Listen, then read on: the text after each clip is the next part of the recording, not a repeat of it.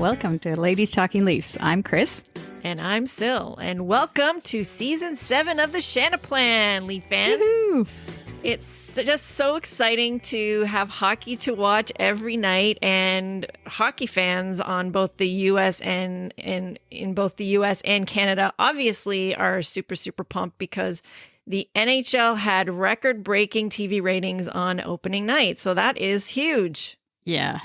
And probably a little bit more on the Canadian side, but that's okay. Yeah. Well, we always bump things up for them, right? Yeah. But we also had a huge accomplishment just recently with our listener numbers, and we just got our 1,500th download of the podcast. Yay! So, yay! And the person who was our 1,500th was from France, which we've never actually had someone from France. That we know of anyways, that has listened, but that's great. Shout out to that listener. And we'd love to hear from you and any of our listeners to let us know how you found out about us and about any feedback you have about our show. You can DM us on social media, or our handle is at LTL1917, or you can email us at ladiestalkingleafs@gmail.com. And of course, we appreciate everyone who's made the time to download and listen to our show. Yes, thank you so much. So before we get into the nitty-gritty of today's show, we want to talk a little bit about opening night and how we celebrated the return of the NHL. It was like it's almost like a national holiday. This is the first home opener that Chris and I haven't watched together in 27 years. So that part was sad. I was kind of down. Yeah. But we made the best of it, and the Leafs and Habs did not disappoint. So for me, it was kind of different because normally I like to take, my kids to a game for their birthday, and I feel pretty fortunate that I'm able to do that. But this year, my daughter's birthday basically fell right around the Leafs Habs games, and so what she wanted to do was have her kind of game night birthday. So we normally like to have poutine when we're at the game. So we ordered that. Of course, I put some of my brand new Leaf gear on to watch the game. And we just kind of made a little bit of a night of it as a family. So and I made some cupcakes, and so we had that. That's not typically what I would have at the game. But they don't have cupcakes. Probably will next time, maybe. Yeah, and you never know. Like they could end up having. They always have new and different things there at Scotiabank. So. Yeah. A cupcakery, that might be a nice addition. Nice anyway, they don't really have anything sweet there. No, except for the much. What's it called? Those the funnel cake fries. Yeah. They're kind of yummy, but you can't have that every game anyway. But so that's kind of what we did, and we just did that thing like as a family thing, and we all really enjoyed it. It was great. What about you, Chris? Yeah, so I'm by myself here, so I just basically ordered pizza and wings. I listened to some pregame talk to get into it, and to just get into like all the players and what they were saying, listen to the interviews. And then when the game started, I even stood for the national anthem, pretending I was there. Yeah. But and that's it. And obviously I had my Leaf gear on, and you make the best of it, basically. It's better to have it to watch than not have it at all. That's absolutely true. Yeah. So let's get on with what we're going to talk about on this episode. So basically, we're going to do a review of the game so far. So we're recording this on Sunday, January 16th. So we will cover the 3 games that we've had, which is the Habs and the 2 versus the Senators. We're also going to review what's upcoming for the Blue and White in the next couple of weeks. It's quite a fast and frenzied schedule. Yeah. And once again, we had the opportunity to be on a call with Toronto Maple Leafs President Brendan Shanahan, and we're going to give you our little bit of insider information from this call. So stay tuned for that. Now, without any further ado, let's talk Leafs. Okay, so we're going to review the first 3 games of the season. So we're basically just going to first talk about who or what stood out from the games good or bad when it comes to the overall team play, whether it be the defensive play or the forward line combinations or the goaltending, which Sil and I actually got all my Freddie love out of me last night after texting with Sil. So I've kind of condensed that a little bit for today. Anyhow, for the coaching, it was interesting. I'll start first just with a comment, just how he's using the fourth line. I don't know. I just thought for Wayne Simmons, he had an average ice time between 7 minutes, 30 seconds to 10:25. The last 2 games he's played around 10 minutes, and he's getting the power play time a little bit extra. But so that's actually good, even though I didn't really notice the increase that much, because the first game, other than the fight that he had, which was fantastic, he really didn't play much. I just think that he could have played him a little bit more, or even played that fourth line more. And even with Spezza, which is something else now that with the news today that we got, but I'll get into what I actually wanted to say. He only played 6 minutes, between 6 minutes 57 seconds to 8 minutes on the high side, and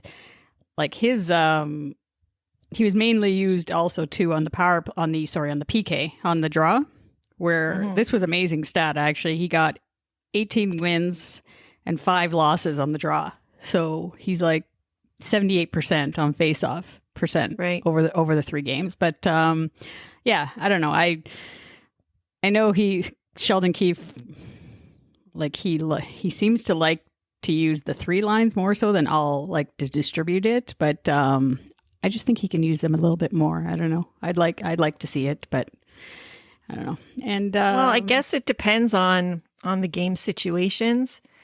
I don't know. Yeah. I think once things settle down, there will be more of a regular slot for that line. It's just right now things are pretty sloppy, and I would say that's probably true across the board. And so there's probably a little bit more, especially teams with stupid penalties, miscommunications, things like that. So when you have a lot of specialty team time on one side or the other, I think that it's hard to get that true. Game flow where you're going to get that fourth line on in a more regular fashion. You know what I mean? Yeah, so at least they're able to use some of the guys that play on the fourth line in those key situations also. So yeah. But that's definitely going to affect the way they're used, because especially when you're, if you're getting, on the PK side more, then you're in the need of more offense a little more urgently. So therefore, you're going to want to play your more offensive players more often, which is, kind of what happened with Matthews and Marner in that line, particularly those 2 players, seeing upwards of 20 minutes. So they were actually played. There was Marner one night played 25 minutes. Yeah, I know. So that was both of them insane. Actually. So they can't do that all the time. Yeah, and I don't think that's necessarily going to be their sweet spot as far as being able to, get the most out of them either. So and on the forward line combinations overall, I think they're pretty good. it's still only 3 games. I don't know, everybody until the third game or second game versus the Sens, everybody was kind of saying, Jumbo Joe needs to get off that line sort of thing, right? But I don't know. Last night they all scored, and Marner had the best night with the 3 points versus the Senators. So in the 3-2 win. So I think they did switch Hyman a little bit in that horrible game on the Friday night. They did put Hyman up there, even on the first game versus the Habs. I think they took Thornton, they moved him down, and they put Hyman in there with Marner and Matthews. So I think that's just going to continue all the time. And that third line with Kerfoot, I think, is really kind of gelling a little bit. You don't notice them, which is good, because it's supposed to be a checking line. You don't really they're showing consistency, and I think obviously it helps with Hyman being there. Well, right, and I think it shows when it counts, Yeah. Yeah. when they're, they get the play and they are able to get it set up and cycled in the offensive zone. And I don't know, like I do see that Kerfoot took a step and he, I think, played really well in the play-in round. I definitely think he was a noticeable player, and I'm kind of feel like I'm seeing more of that from him again now. So Yeah. I think he's kind of finding his stride, and I think that those guys are going to do some pretty good things this year. It's a question as to, if they're looking at them as like a quote unquote more traditional kind of shutdown line. I don't know if that's what they're going to be, because I think they're going to be able to handle some physicality, but they're not the kind of line that's going to dish it out necessarily. No. But not a grinding type. No, they're not going to be a grinding type. But if they can, manage to, really forecheck, get in there, set something up in the offensive zone, and we can get the stops there so that we can get a proper a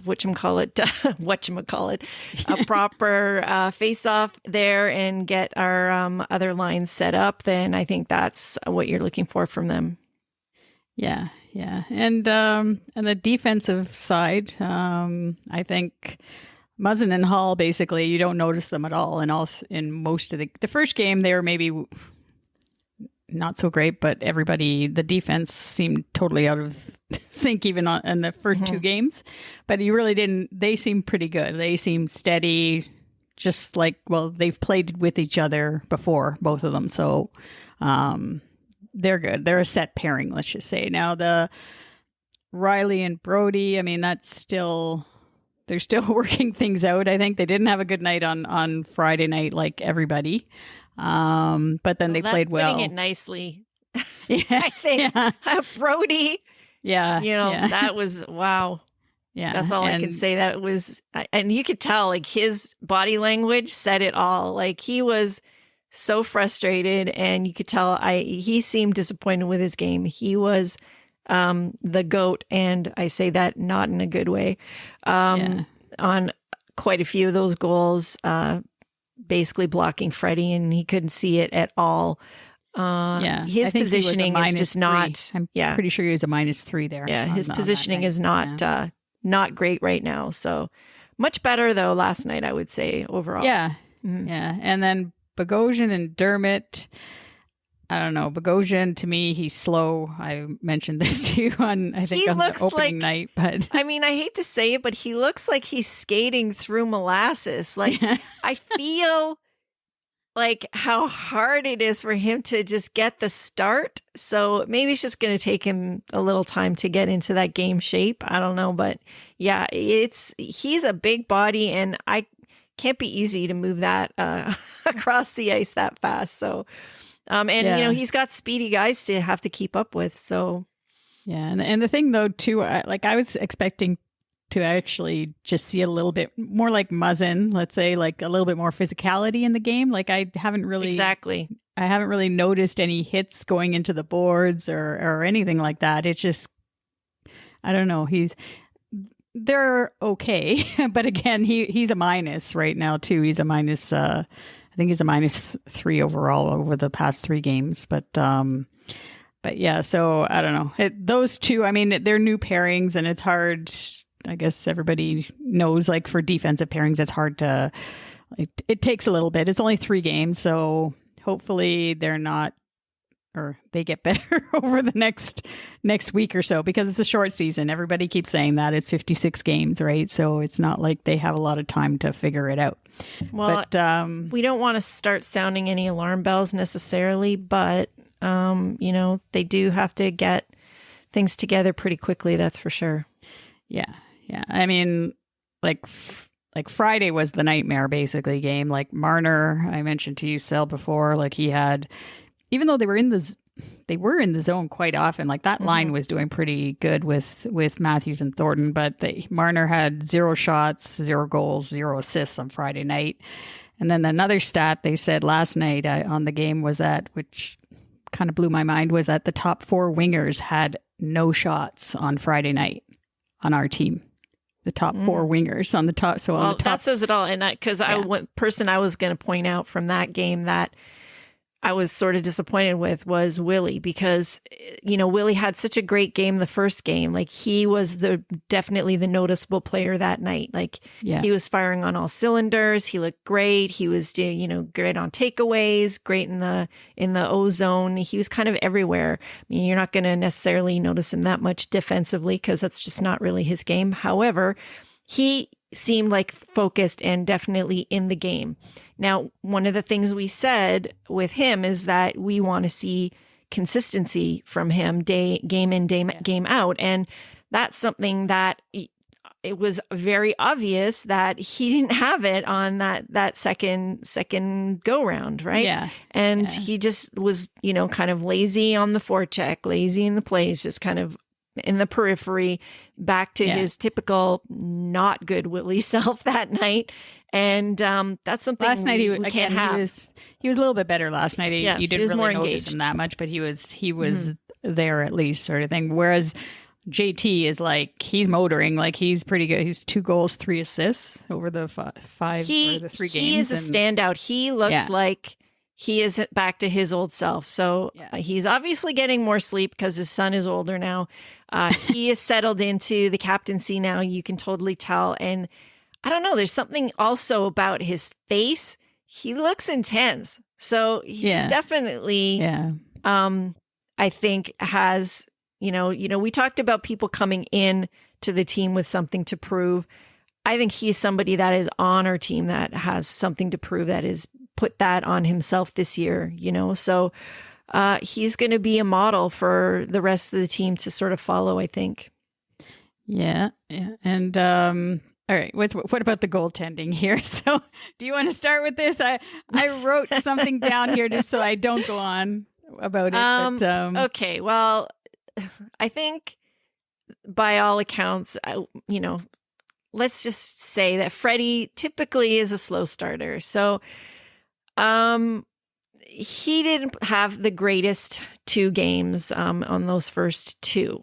So I think that is not not a shock, not anything that anyone would say. 9 goals in 2 games is not good. No. There's no way that you can sugarcoat that and spin that to making that sound good.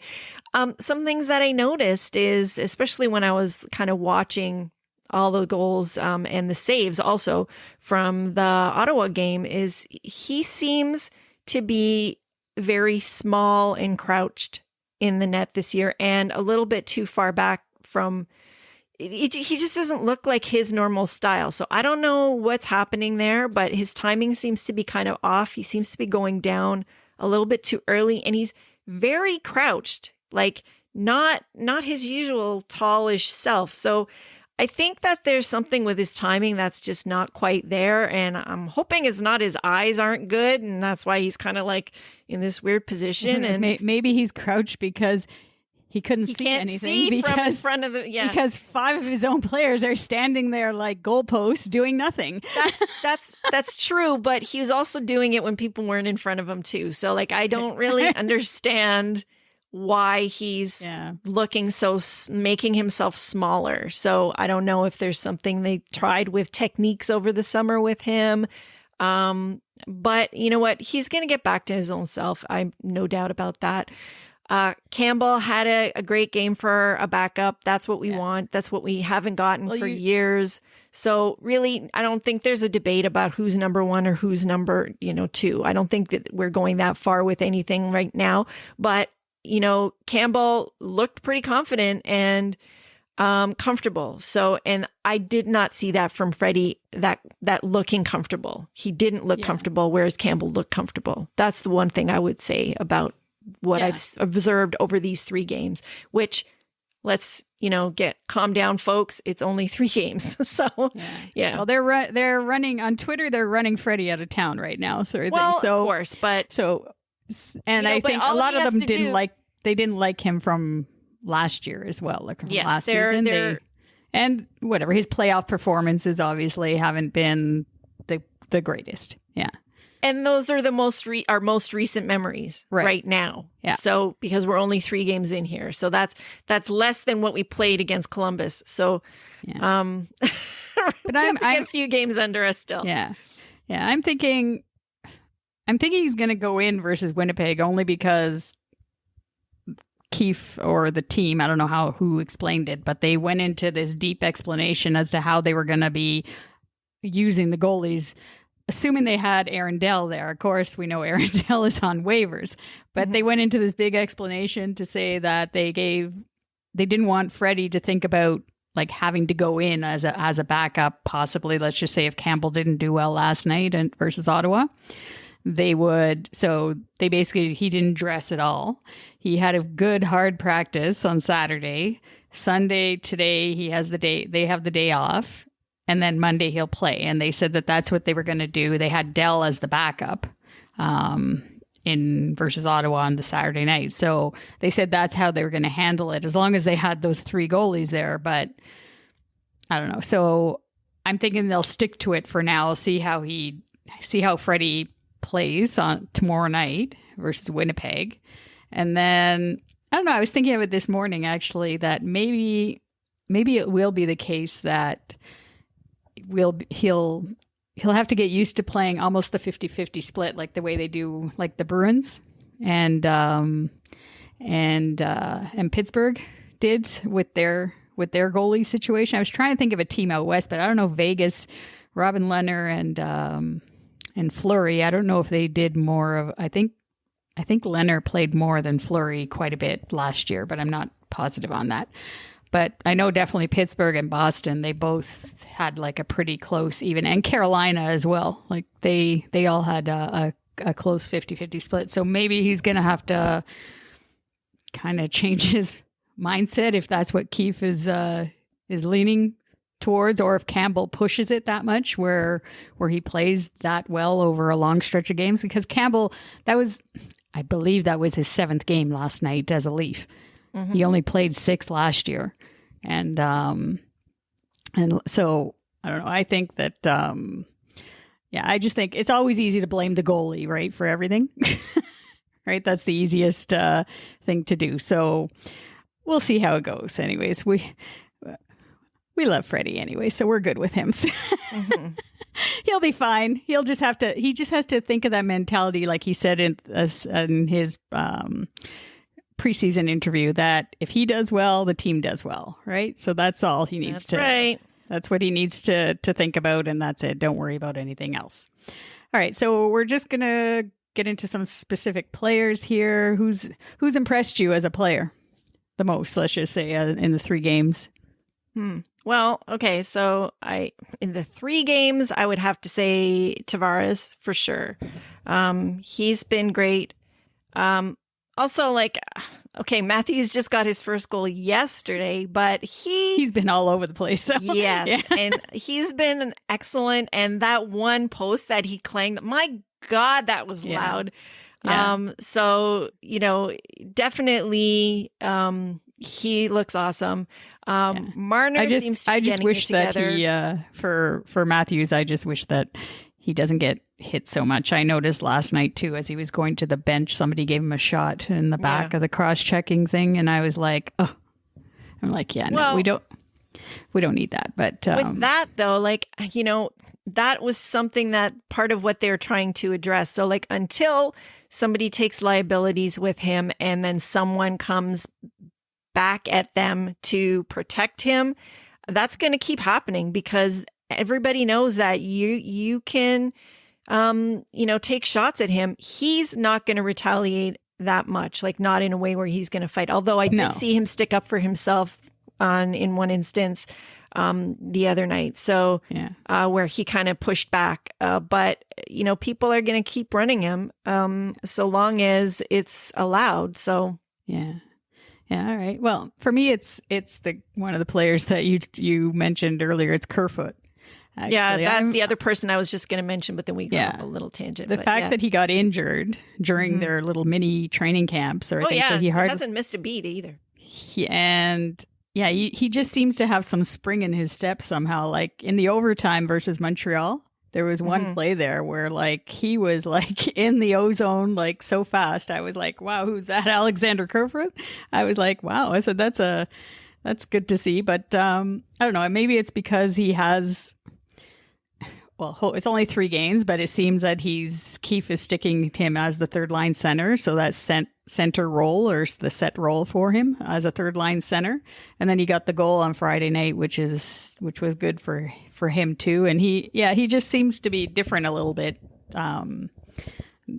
in the first few games anyway. So hopefully that continues and that little injury or whatever he had, that it's all good. And then, that was my most impressive. And who did we expect more from anyone in the 3 games? Who would you say? Obviously, I'm sure I'm not as hard on him as he's on himself. I was like hoping that Brody was not going to get off to such a bad start. But I don't think it's going to end up in Tyson Barrie territory.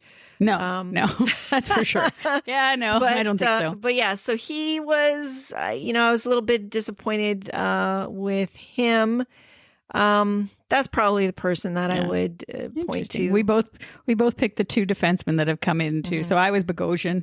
I just thought that he looked slow from the first game all the way through, and the fact that he's just not, I don't know, he's not using his like body like to do any, like to hit anybody, or I haven't seen it anyways. I don't know. But it's the 3rd game over 3 games. Hope it can only get better, right? So, and it's not like he wasn't absolutely horrible, but I just thought that he would bring a little bit more energy, and he won the Stanley Cup last year with Tampa. Right. So, truthfully though, to hit somebody, you got to catch them first. So it's very, although he played in the East all last year, so he should know that it's kind of a speed game out here. So, so moving on to the taxi squad here. Unfortunately, so Keefe didn't use Bear Banoff very little. He used him. I don't know. He took one for the team. I know I think it was on Friday night. Definitely, he got this shot right in the. Looked like he got it right in the gut. I don't know. Right. It was pretty. He just went right out there and tried to block the shot. But so he shows some feistiness, but I don't think he's got to the trust level with Keefe yet. So they took him out and they put in Nick Robertson. And unfortunately that didn't end well for Nick. I don't know if did he have 1 or 2 shifts? Or I think he had maybe more than that. Maybe did he 2 have more than or that? 3. Yeah, I think it might have been on that 3rd one that he got crunched. Okay, yeah, and he looks like a knee injury. So he's supposed to have an MRI today. And then from that, there was a trickle down effect that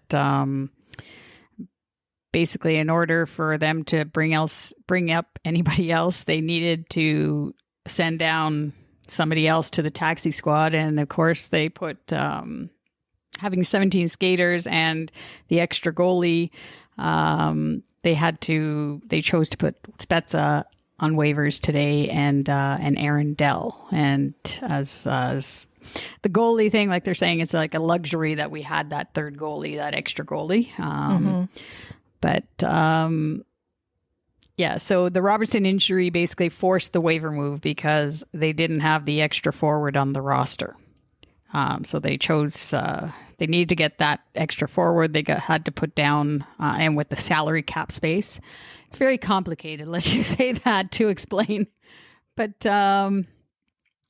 yeah, so I don't know. I think that they definitely have, well, I guess going to Spezza, he'll have to clear waivers, and he's already said through his agent that he's going to retire if somebody actually picks him up or tries to pick him up. So we like Spezza. He's been good while he's here. He's obviously a local boy too. So and it's understandable that he doesn't want to move his family and everything like that. So hopefully that deters the other teams from actually trying to claim him. And then Dell, I think, is gone, basically. I think Edmonton if it gets down to Edmonton, because Chris Johnston actually tweeted like it has to go, like that player has to go through all the teams. There's a certain order to the teams. So it's not just like Edmonton just doesn't get first pick. It actually goes, I think, Ottawa. Actually it's Detroit. It goes from the bottom of the like the bottom team from last season. Right. And then all the way down. He has to go through all the teams. So yeah. So and I guess because of the Mike Smith situation. Yeah. Yeah, that's the thing. That's if it gets as far as Edmonton, then they're probably going to pick him up, I would think. But yeah, so so the taxi squad, anyways, we're definitely going to be using it, and we'll see what happens on Monday night versus Winnipeg. And yeah, what's up next for us now? Let's see what. So the taxi squad obviously is going to be used a lot more over the next 56 games.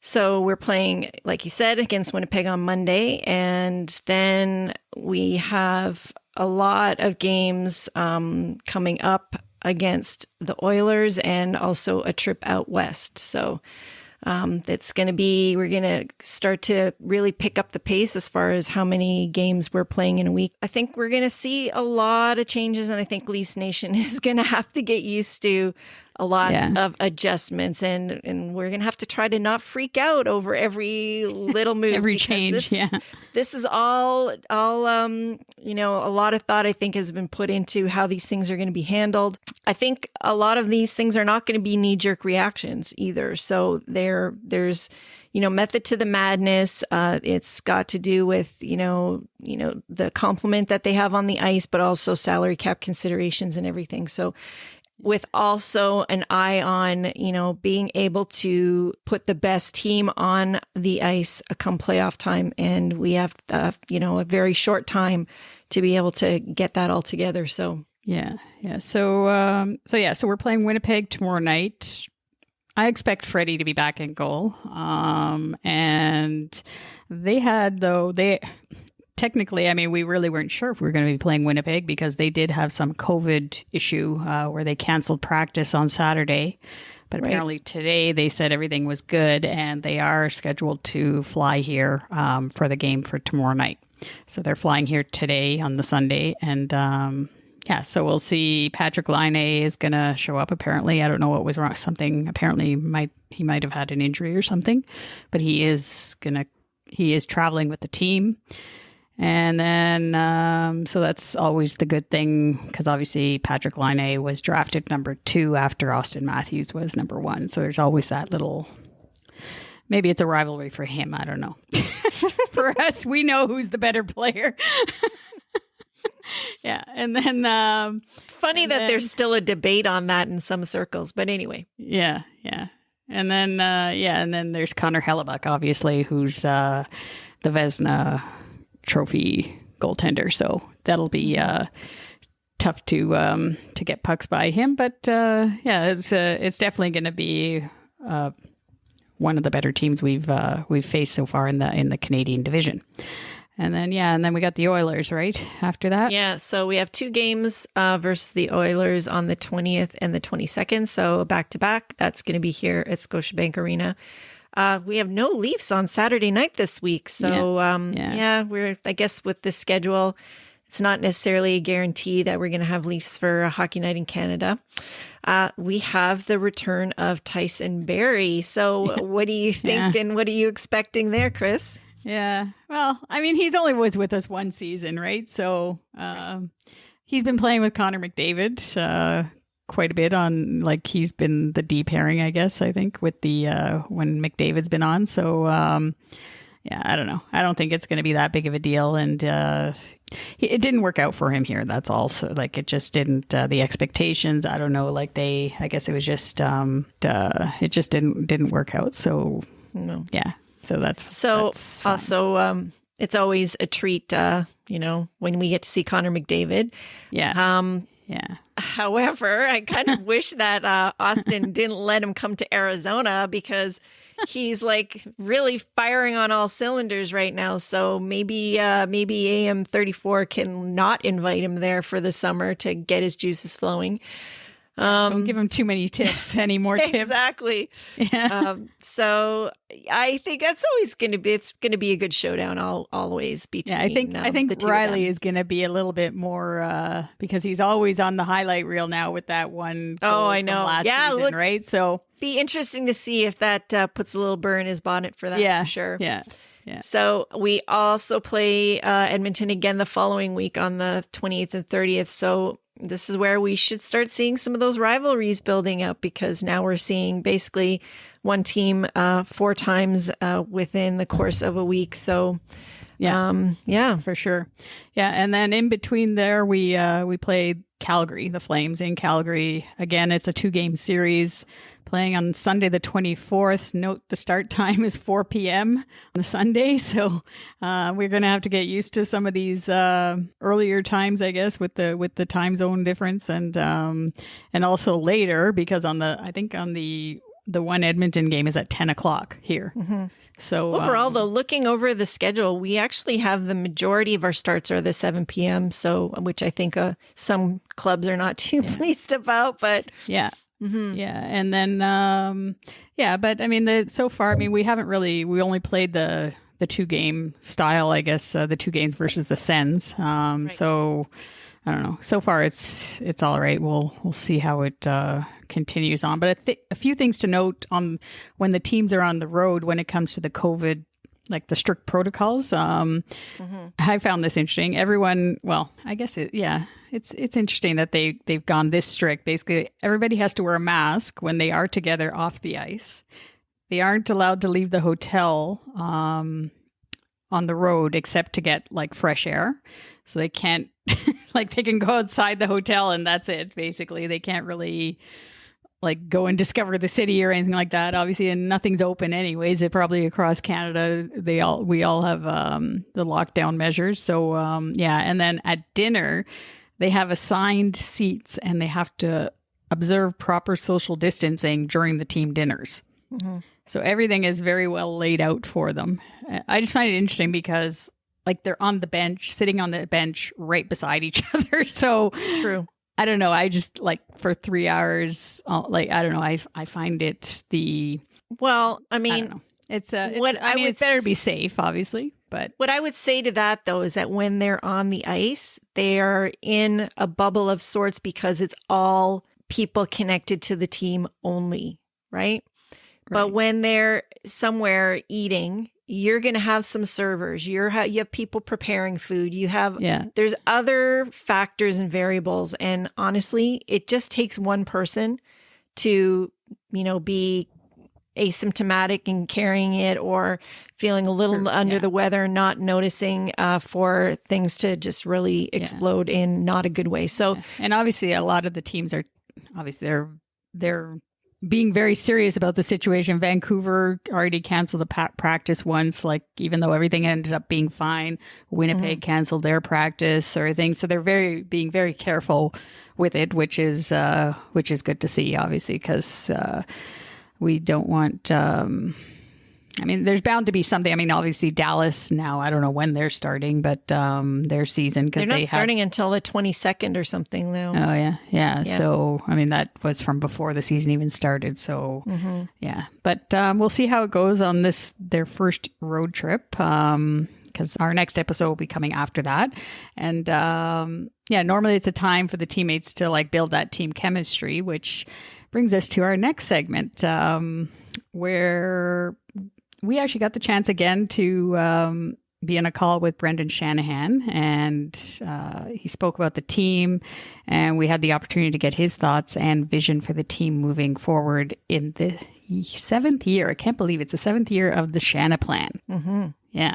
So, Sil, what's the first thing there that we saw from this call? Well, he basically gave his input about the team and what the team needed. And 2 things that he really noted were better leadership and physicality. So that's something that they obviously tried to address with the people they picked up over the summer. But, what are we seeing right now with regards to that coming to fruition? What do you think? Yeah, I was actually surprised that they were looking the leadership part of it. I don't know. I was like, the physicality was obvious. Like that to me, they needed that. They just didn't have that person or that attitude to say like they're not going to be like nobody's going to like push them around, that sort of thing.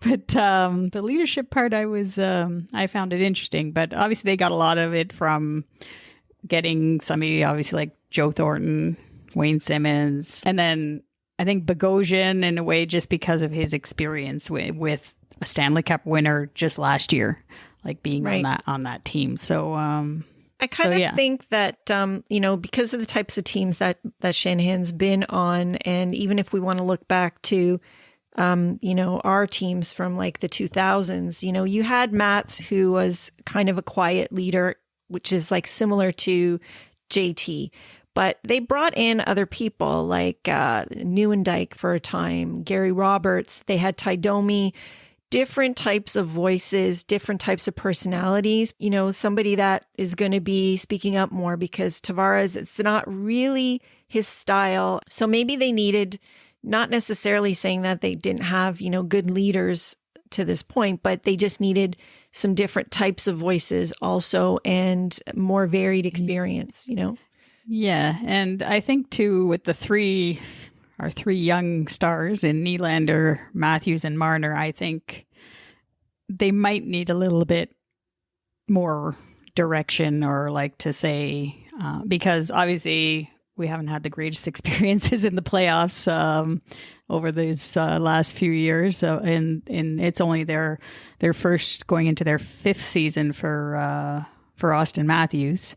Yeah. And I think with them, maybe it might help JT, like you're saying, to because nowadays, I guess teams, it's the captain is he's not the one and only person like to be the leader on the team, right? Like there's like a group surrounding him that leads the team. So yeah, so Shanahan also spoke about how acquiring players that are from Southern Ontario brings an intangible to the team. So growing up, like he said, you watching the Leafs or you have your favorite player, whether it was Wendell Clark, Daryl Sittler, Doug Gilmour.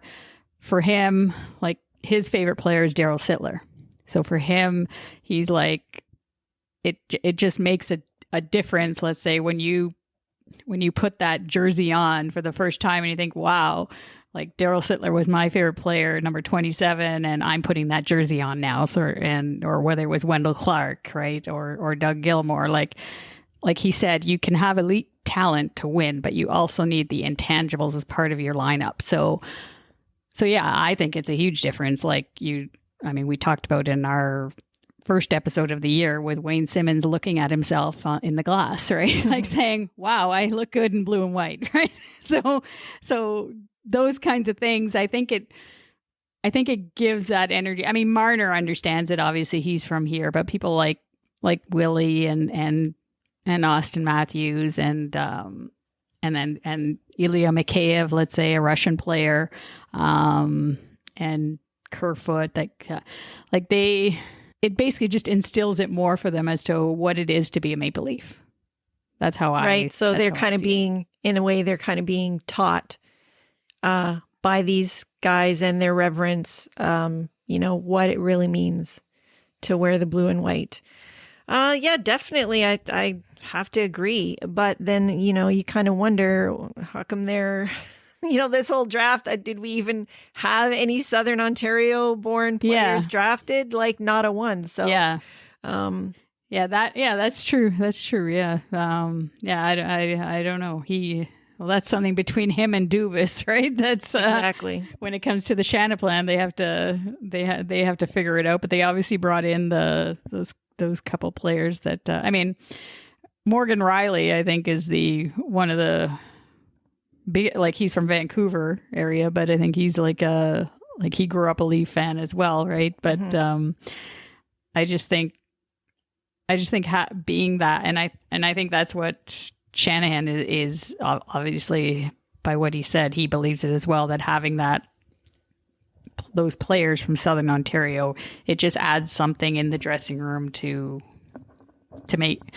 to, I guess, stabilize the dressing room in a way that you got to keep yourself level headed here in Toronto too, right? Because it's a big thing. I mean, like we see everybody's going crazy about Jason Spezza being on waivers on Sunday in January, sort of thing, right? But I don't know. You gotta have people that are excited about it, but can also show that leadership to say that they can tone things down as well and keep everything in perspective, like Jumbo Joe with his interview last night. I had a good laugh at that. Well, then again, in a sense, though, I think that's part of the reason why maybe they brought in some older guys that have the connection with, Leafs, because let's face it, anybody who is of a younger generation, they are not as attached to a successful Leaf team. So the farther we get away from that, the less kids coming up are going to have that connection. So until we start creating that more again, having people in the fold that, have those memories is going to be important. So yeah. And then he also talked about this power of positive thinking. Mm-hmm. So yeah, like ideas like expect good things to happen. And like imagine good things will happen and it will happen. And that kind of thing, I think, is more about these playoff series losses that we've had to Boston. I think he's in the background. He's kind of giving us the idea, like, all these young players have all they've done, and they haven't won a playoff series in 16, 17 years, right? So they don't know how it feels to win in those big moments. So that power of positive thinking, I think, will go a long way. I think, and Jumbo Joe obviously is putting in his 2 cents. He always seems to be positive as being in the media, anyways. And and then he also said for himself, Shanahan, that he won't quit. He's passionate about the team and the job of being president, and he believes we'll do it in Toronto. And that was one comment I thought to myself, that's sort of like Masai Ujiri, I guess, with the Raptors with his comments. So I don't know, I didn't that was interesting of him to say. And then the most interesting quote I thought from him was about Mitch Marner. He was asked about several different players and former coaches as well, but he asked about Mitch Marner, and he said he brings energy and brightness to the ice every day. He's accomplished the role of playing the full game, both defensive and offensive. He cares, and Shanahan hopes that he plays his entire career here, and no doubt he will have a statue outside the arena. Wow. When that last part was the part that I was like, I was kind of shocked a little bit to actually say that, but for me, that just means Mitch isn't really going anywhere. It doesn't sound like it. From the sounds of it. Yeah. He's going to have to do something pretty bad and definitely not go on the trajectory that's expected of him for him to not be here. But, obviously that's not entirely in the team's control. He may decide that he wants to go somewhere else. But you know what? I always say that, the people connected with this team, no matter how much Leafs Nation thinks they're in the know, they know things that we don't know, obviously. So he knows things about Mitch that we don't know, that we don't see. He has a personal relationship with him. He knows what, he feels strongly about. So yeah, I think that, obviously we know the sky's the limit for someone who has the talent that he has, and he's got a unique skill set that not everyone has too. So I would love to see that. I'd love to see more than one guy on this team have a statue. I guess it's going to take a few Stanley Cups maybe maybe not even, because look, we've got guys on that bench out there in front of Scotiabank Arena who haven't won a thing, and they're revered. So yeah, that's true. So we are lucky to have the opportunity to be on a call with the Leafs president, obviously. There was no media on this call. And it's really special for us fans to be there. And it's something that we obviously love to share with you, our listeners. So yeah, so that's what we have for you in this, our first episode mid-month. Because we're doing twice monthly now, episodes of the podcast, and we're so happy to bring it to you. And we'd appreciate it if you could take a bit of time to give our podcast a review on whatever app you listen or you use to listen to us. And if you don't already, you can follow us on social media, Instagram, Twitter, Facebook. Our handle is at LTL1917, and we'll keep you informed on what's going on with our Leafs. So we hope you enjoyed our show, and to help us continue with it, please buy us a coffee. Go to ko-fi.com, ko-fi.com, and you can make a donation using our handle LTL1917. You can find the link on our Buzzsprout website. We also love to hear from you. So if you have any feedback or any ideas you would like us to talk about on future shows, you can reach us at Ladies Talkin' Leafs at LADIESTALKINLEAFs at gmail.com to give us feedback. This is the last thing. We'd like to thank our healthcare workers for everything they do. Everybody stay safe and well. Talk to you soon. Go Leafs, go.